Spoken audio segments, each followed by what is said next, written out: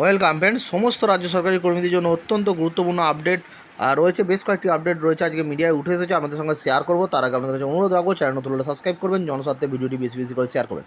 দেখুন কী বলা আছে, চাইল্ড কেয়ার লিভে পুরুষদের বঞ্চনা মামলা হাইকোর্টে। আর সন্তানদের দেখভালের জন্য মহিলা কর্মীরা চাইল্ড কেয়ার লিভ পেলে পুরুষ কর্মীরা তা কেন পাবেন না, এই দাবিতে হাইকোর্টের দ্বারস্থ হয়েছেন সরকারি কর্মী এক স্কুল শিক্ষক।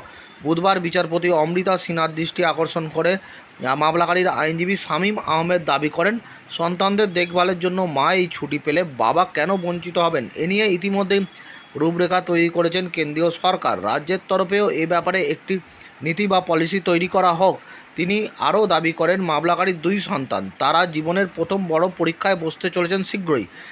এই পরিস্থিতিতে কিছুদিন আগেই তারা তাদের মাকে হারিয়েছে। তাহলে একাকী পিতা কেন সন্তানের দেখভালের জন্য চাইল্ড কেয়ার লিভ পাবেন না?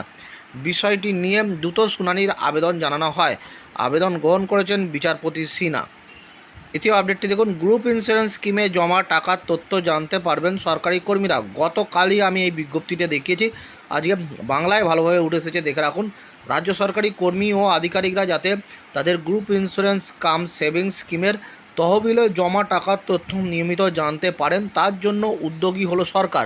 এ ব্যাপারে অর্থ দপ্তরের সচিব রণধীর কুমারের নেতৃত্বে 8 সদস্যের একটি কমিটি গড়া হয়েছে। সরকারি বিজ্ঞপ্তিতে জানানো হয়েছে, অর্থ দপ্তরের IFMS পোর্টালে GISS মডিউল করা হবে। সেখান থেকে কর্মীরা তাদের GISS তহবিলে কত টাকা জমা পড়ল, কত সুদ পাওয়া গিয়েছে, মোট জমা অর্থের পরিমাণ প্রভৃতি জানতে পারবেন। সরকারি কর্মী আধিকারিকদের শ্রেণীবিন্যাস অনুযায়ী বেতন থেকে প্রতি মাসে 10 থেকে 80 টাকা কেটে GISS তহবিলে জমা দেওয়া হয়। কর্মরত অবস্থায় কারো মৃত্যু হলে পরিবারকে অন্যান্য খাতে প্রাপ্য অর্থের সঙ্গে GISS-এর টাকা দেওয়া হয়। তা না হলে অবসর নেওয়ার পর এই খাতে টাকা দেওয়া হয়। GISS প্রকল্পে জমা টাকার ওপর GPF-এর হারে সুদ দেওয়া হয়। এখন সরকারি কর্মীরা GPF-এ কত টাকা জমা আছে তার হিসাব অনলাইনে পেয়ে যান। এবার GISS-এর টাকার পরিমাণ জানা যাবে। এতদিন এই খাতে কত টাকা হয়েছে জমা পড়েছে সেটা কর্মীরা বুঝতে পারতেন না। এদিকে জুলাই থেকে সেপ্টেম্বর পর্যন্ত আর্থিক বছরের দ্বিতীয় কোয়ার্টারে সরকারি কর্মীদের GPF-এর সুদের হার 7.1% অপরিবর্তিত থাকছে বলেই জানিয়েছে অর্থ দপ্তর। সুতরাং দেখলেন যে বেশ কয়েকটি গুরুত্বপূর্ণ আপনাদের জন্য আপডেট ছিল। নিয়মিত আপডেট পেতে অবশ্যই চ্যানেলটি সাবস্ক্রাইব করে রাখুন। ধন্যবাদ।